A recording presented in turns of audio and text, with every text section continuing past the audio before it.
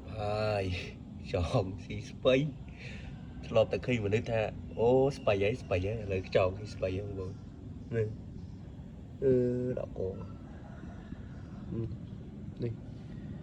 នេះជាសកម្មភាពខ្យងស៊ីស្បៃព្រោះអីតឡាចនឹងអនុងថ្លៃពេកហើយស៊ីស្បៃម្ដងមើលបងខ្យងស៊ីស្បៃហ្នឹងបងណាមើលនោះទៀតខ្យងទុរេនខ្យងបឺដល់វាដាច់បាយហើយខ្យងហ្នឹងដោយសារអណូនឹងតឡាចថ្លៃពេកអញ្ចឹងយើងក៏សម្រេចចិត្តថាដាក់ស្បៃឲ្យវាស៊ីតែម្ដងនេះបងប្អូននេះ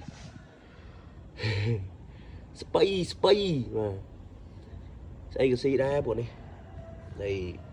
ខ្ញុំហូបបានច្រើនដងហើយដាក់តតង់នៅបូរផ្ទះអញ្ចឹងទៅតែអញ្ចឹងបងប្អូនមានអីទេដាក់តែបន្លែមានអនងដាក់អនងទៅមានតឡាចដាក់តឡាចទៅឥឡូវអត់មានថ្លៃពេក1គីឡូ 4-5 ពាន់ហើយដាក់ស្បៃទិញស្បៃ 1000ហើយស៊ីបាយ